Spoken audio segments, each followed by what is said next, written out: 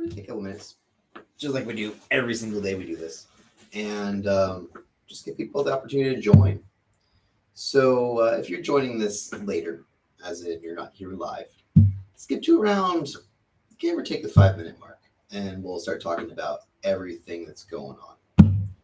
In the meantime, we're going to hang out here for a little bit while I do some last minute prep, take a look, and there's going to be a lot to talk about today. So we'll talk about this again in about 5 minutes. But the big things we're looking at right now is going to be, hold on, let's get the sound check worked on. Is going to be just talking about how the heck do realtors get paid, which kind of ties into the big lawsuit and for sale by owners and all that kind of fun stuff. So we're not just going to talk about the one and only way that realtors get paid, which is that 5, 4, 6, whatever % split. We're going to be focusing on all the different ways you can pay a realtor, why, how it works, all that kind of fun stuff. And I know that it's going to be very tempting to see this as a me trying to get more money, right? But that's not what this is going to be about. This is going to be about all the different ways that people talk about getting their commission, right? So like, how do you do work as a for sale by owner, make it a little cleaner? You know, how do you do maybe a wholesale? How, if you're not really on the fence, you're not really sure you want to hire someone, how can you do that? How's it all work? So we're going to be going over all of that today. You have to pardon me just a little bit because I'm making sure that all our sounds and everything are working properly while we hang out here. And again, we're going to just be slow for, 5 minutes, give or take. I can't even see my own live. It's not letting me join it. Okay, there we go. Do we have sound? Does it sound good? I can't even see my own live. We got sound, we got lights, camera, action. Okay, so like I said, guys, give it about 3 more minutes and we will get this all started. We just have to start a little bit early, give people a chance to join. But we will be here, we will be here. So, and don't forget to put all of your questions that you have about agency, how to pay realtors, things you can and cannot do. The whole point of doing a live is to get all your questions answered, is to go over everything that you don't know. There will be a video on this later. There'll be more short form, a little bit tighter, a little bit cleaner. But again, the purpose of the lives are always going to be to go over questions and that kind of fun stuff. So let's see here.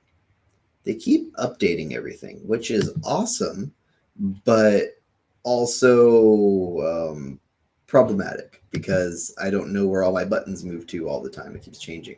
We've got these new overlays. Now they usually point to that. What do these guys do? Oh, geez. Political stuff. Don't want that. What are you? Okay. So you've got all kinds of weird buttons.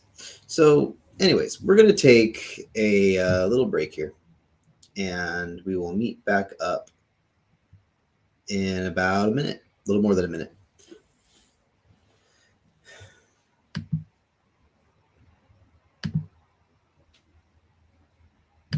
If anything works. It's not going to work. Okay. Well, anyways, how's everyone? What do you guys have going on?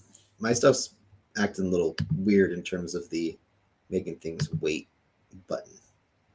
So we're just going to hang for, like I said, another 45 seconds.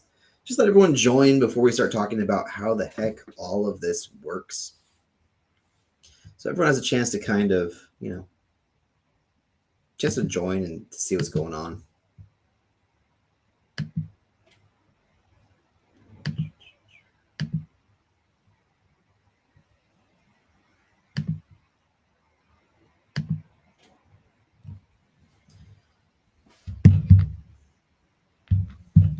All right, everybody. It is right about that time.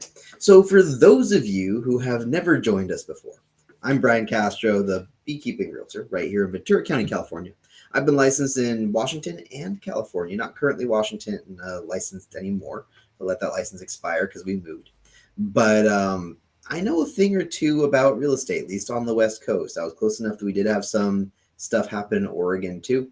And so I like to think that I know roughly how stuff goes on. So, the number one thing that everyone is talking about right now is how the heck do commissions and how does everything work in general, but especially in light of all these big changes that are going on right now, right? Because we have this whole big NAR lawsuit, our buyers going to get their commission covered. It's just messy. Okay.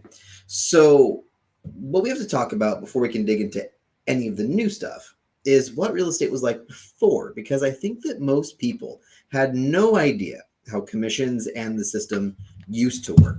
Because if you know the system used to work, I think that let's see, let's get this a little closer.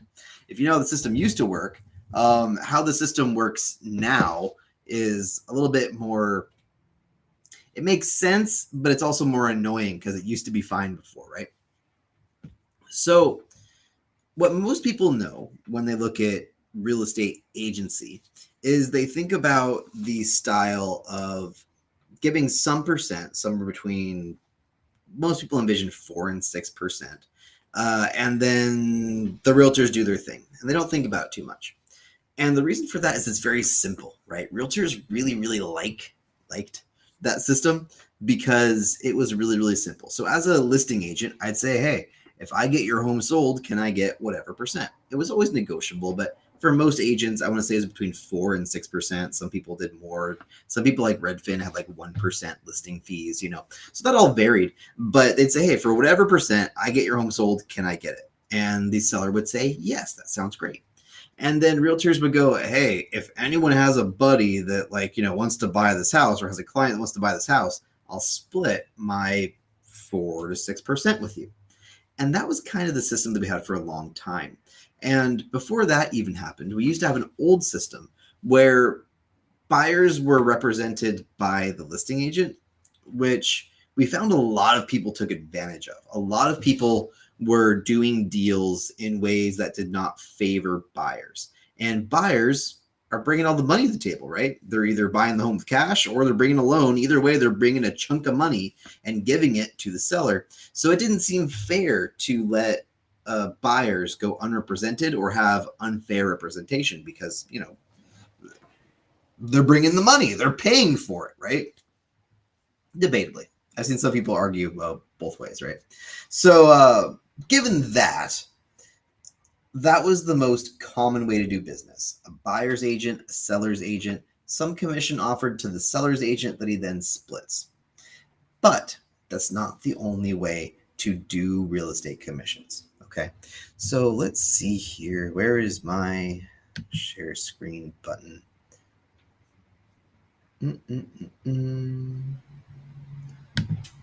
This guy, share. Okay.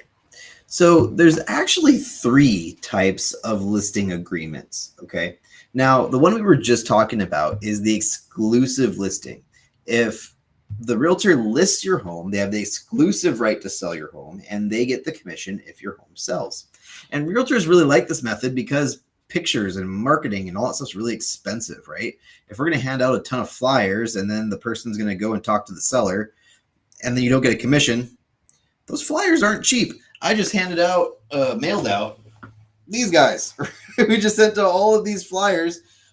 We sent out in the neighborhood of, I think, 800 of them, and they're like 75, 80 cents each.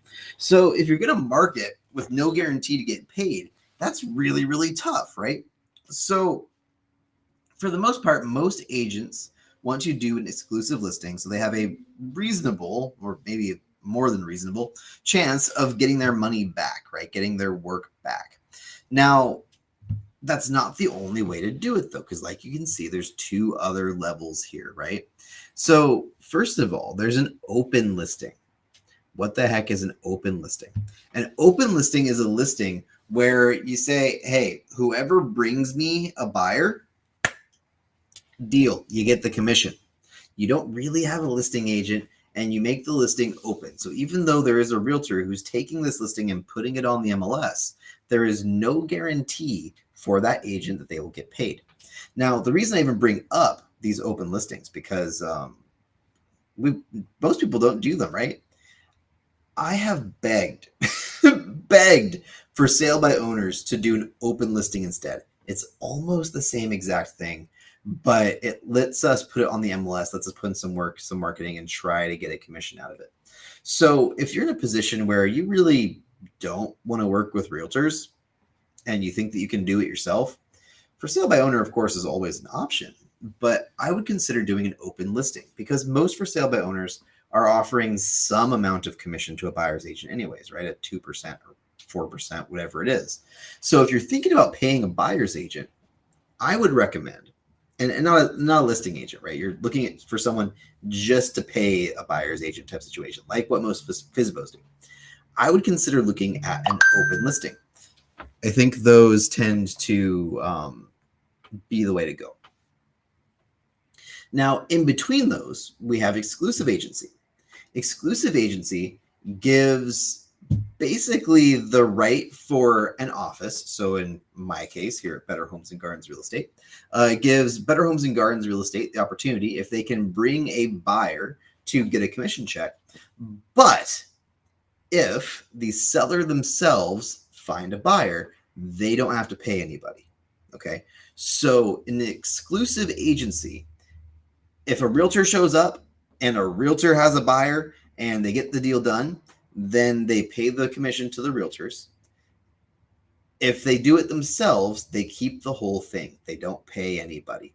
So again, for a lot of like for sale by owners and other people kind of in that realm, I would love to see a lot more exclusive agency, a lot more open agency. But keep in mind, exclusive listing is going to be the most popular, the most common, the number one thing to do.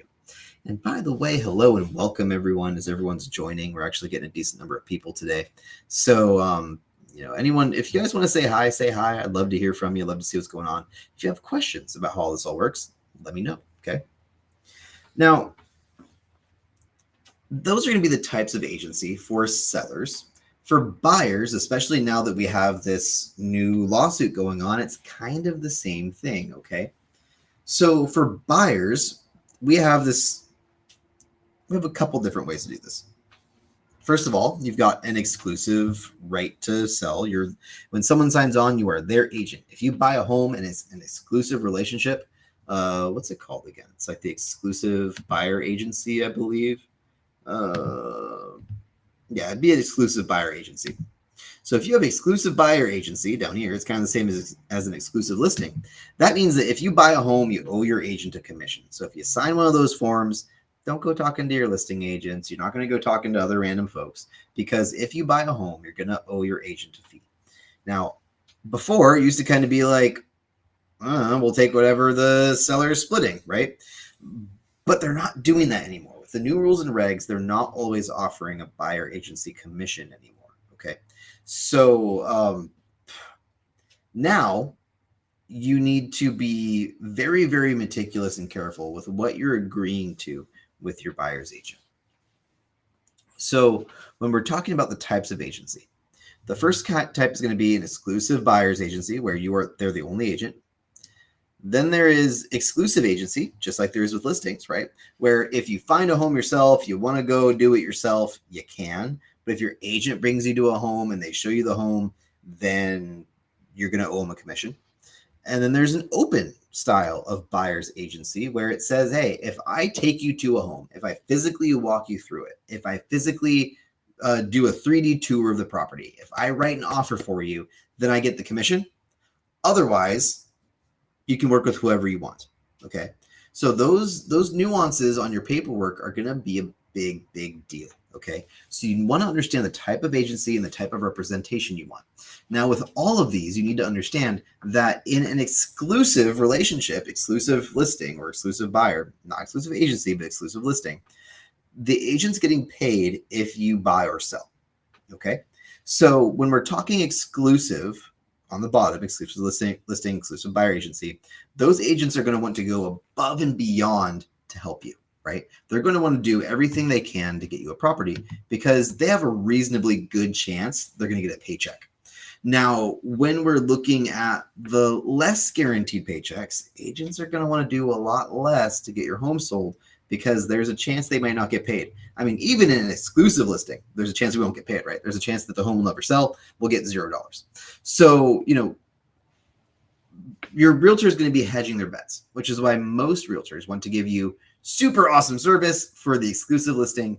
And most agents don't really want to consider open and exclusive agency. I would, because I would rather do that than have nothing going on at all, or then be working with a for sale by owner completely off the books.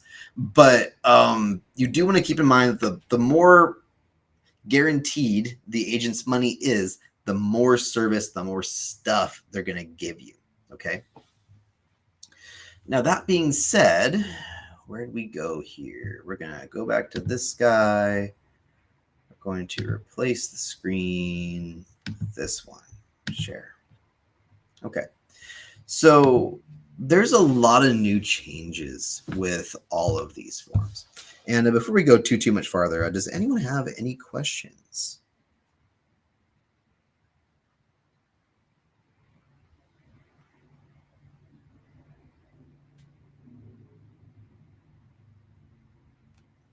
Any questions? Any questions? Okay. Looks like everybody's up to speed. So when we're looking at these forms, these are the California forms. If you're in a different state, sorry, it's different. But for California, disclosures, they kind of are what they are. There's nothing really to fill in. So you don't really care too much about disclosures. I mean, you should read them, but there's not really going to be a gotcha on disclosures. It's just stuff you're supposed to know, right? Now, what is going to be a big deal is going to be this guy. Let's get rid of this. Is going to be this guy right in here, okay? The who is represented, what's going on. So again, these are things that we need to get worked on up front. So back in the day, as in like right now until we hit next month, you don't really need a buyer representation agreement. I'm someone who's always been particular. I've always gotten them, but you don't need them right now. You will need them starting August 17th. And the reason that we're going to need them is because before you'd kind of be like, yeah, you can be a realtor, write the offer. And then people were getting surprised by how much the commission was, among other things. So now we've got to do this form. And this form is going to have all the details on the relationship for how long this person will be your realtor, where you're looking at homes or where they're willing to show you homes, price ranges you're looking for, how much they're getting paid, and all that kind of stuff. So for the purpose of this talk, let's talk about the compensation to broker, right? Notice it has a bunch of options, okay? So this isn't going to be a situation where your realtor just has to do a thing or there's a set amount or anything like that, right? So the first option is the old style, X% price and potentially extra dollars. It could be $0, right? But typically before it was between 2 and 4%. I think most agents work somewhere between 2 and 3% in that range. Or just a flat dollar amount. And this flat dollar amount, you can even put down hourly. Hey, I want to pay you whatever it is, $50 an hour or whatever you're going to throw out there. Or pursuant to the compensation schedule attached, you can totally make up stuff. So the way that you pay your realtors now are completely negotiable. There is no one size fits all. There's no one way that everyone has to do it. But that's always been the case, right? We kind of figured what way is easier or easiest, and that's how most people did it. But, this page right here is going to be the big page for figuring out how this all, like what you're going to do, who's going to be owed how much money, what everyone's relationships are, what, all that kind of fun stuff.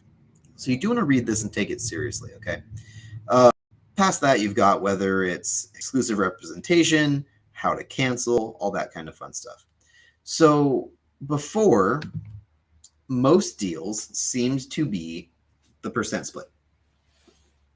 We're not seeing that as, I'm not going to say we're not seeing that as much. We're still seeing it a lot, but we're seeing a lot more exceptions, okay, from people that are talking about like, what are different ways we can do stuff? Can we offer no commission to buyers agents? All that kind of fun stuff, okay? So as a listing agent, the big change that came out when all this stuff happened is that, first of all, we cannot let anyone into a home for a showing without this document signed. This has to be signed before a buyer can enter a property. Okay. And I know when this first comes out, we're going to see a lot of people not following the rule. And as consumers, there's not going to be necessarily big consequences for consumers. But what I do want you guys to think about is that if they're doing things off the books or not right or in shisty ways of whatever way you want to say it is that where that ends or is that where that begins? Because real estate has so much trust and so much work involved in it that having an agent that isn't following the rules is really rough. And I do think that more than zero agents are going to lose their license or get in trouble or otherwise have issues because they don't follow this rule. So step one, we have to have this free to go into the home. Step two, the homes are no longer going to show on the MLS how much the buyer's agent is getting paid. It can be showed elsewhere, but it can't be on the MLS anywhere. So up until now, it's been awesome because we can see, hey, there's a 2% split, a 1% split, whatever it is. Now that's not going to be on the MLS. And this is where I think the biggest question mark for this industry is going to be. Because now that we can no longer see it, I think that's going to be really rough for a little while here while people figure out how that's going to be done. The ways that I've heard, and there's still lawsuits, there's still debates. So even though we have less than a month until this goes live, people still don't know 100% how this is going to go. Okay. So the ways that I've seen is a lot of agents are just posting the percent commission that they're paying on their private websites. Some people are just offering zero and trying to offer a buyer agency or the buyers a concession or a commission as a flat dollar amount that they can then use to pay their agents or to not pay their agent or whatever they want to do. So there's going to be a lot of really weird behavior here for a minute while everyone in the industry kind of figures out what's easiest. And I think that's going to take a long time. So I think that it's going to be really confusing for consumers for a little bit here because there's not going to be a one size fits all. It's going to be very much case by case. And you need someone that really knows the paperwork and is really on it to help navigate this because I think it's going to be a really complicated, confusing mess for at least a minute. Let's move some things around here. And like I said, guys, if you have any questions or comments on how you think these changes are going to do things or not do things, I would love to hear your thoughts. So that's going to be the brunt, okay, of the big changes and what's going on. Now, what does this mean for you? Just as like a summary here, okay? If you're thinking about selling or buying, you need to consider, first of all, hiring an agent, right? Let's close this real quick. You need to consider hiring an agent. What do you want your agent to do? Do you want them to do the bare minimum for the lowest dollar possible? Do you want them to go crazy? Do you need a lot of hand-holding? Not a lot of hand-holding? You should figure that out first. Don't hop on Zillow or Realtor.com and click the button, okay? Because they're going to give you some random person that paid the most for your click, okay? The person who was willing to spend more money to talk to you than anybody else. It's not the best agent, okay? It's the one who is willing to spend the most money. So instead of doing that, before you buy or sell, take some time and look at, what services are available, what you want done. Call up a realtor. Hey, I'm thinking about hiring a realtor, right? What is involved in this? What's your percent cost? What is the benefits do I get out of it? What marketing, what cool things do I get for that money? Once you find someone, then you can kind of start thinking about, like we were before, the type of agency that you want, right? Are you looking for something more open? Are you looking for something where you can still do it yourself if you want to? Are you looking to have someone completely hold your hand and give you white glove service that is spectacular and makes everything smooth? Whatever it is, you got to think about how you want to be represented, because that's a big deal, right? And once all of those are done, you need to understand and just remember that, especially for I think the next 3 to 6 months, okay, it's going to be an absolute mess. People are going to be trying to make sense of all these new regulations and rules and figuring out how to make it easier or easiest, right? So it's not going to be a smooth thing. So if you're thinking about moving in the next 3 to 6 months, it could be one of the best times to move, because we're going to be in the middle of all this chaos and all these things happening, which have never happened before, right? At least not that I'm aware of.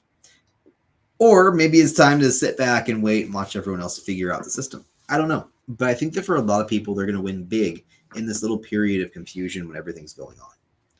So if you're thinking about selling, whether it's for sale by owner, open, exclusive agency, or exclusive listing, doesn't matter. I'd love to hear from you. I'd love to hear your thoughts. I'd love to know what you guys think. Is this going to be a nightmare, a good thing, bad thing? I think that overall for agents, I think that realtors are going to actually make a lot more money with these decisions. I think it's going to overall make the whole process more expensive and challenging for consumers. But it's going to be good for realtors, which I kind of hate. I like being able to make things easy and good for folks. But I'd love to hear your thoughts and what you guys think. And yeah, it's about all we got for now. Those are the types of agency, how the commissions are going to work. I think the only real thing that we could cover here is why our commission's so high, because I do have 5 more minutes. I usually like to talk for 30 minutes on the lives. So when we're doing, let's see, let's close this. When we're talking about why listings are so expensive, okay? Like I said, for my listing, we did these guys. We sent out 2-sided, really nice print. They were like 75 cents each. We sent to like 800 people, like $500 or $600 for the mailers. Then we got the listing on YouTube, and we had to record it, have all the recording equipment, of course, all that stuff, right? And get it edited and uploaded. Then we spent money on ads. So we're in for $500, give or take, just for those ads. Then we have to get all of the signs and all the lock boxes, all that kind of stuff. Now, don't get me wrong, it's spread over multiple listings. Hopefully you get to use your signs more than once, right? You're busy enough to do that.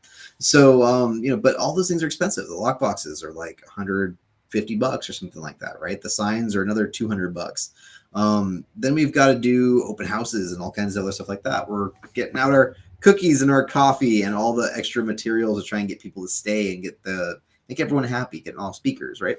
We got to talk about just the photos, right? The photos, the 3D, the floor plan. Photos, 3D, and floor plan alone, anywhere from like $500 to $1,000, for a good photo package with everything included. So on most listings, what we're going to see is about 1/3 of the commission check goes to marketing, about 1/3 goes to the brokerage, and about 1/3 goes to the agent. So, for me, I have a really hard time selling homes for less than $3,000 out of pocket. $3,000 in marketing for all the signs, the everything. I can do an okay job, right? Like an okay job.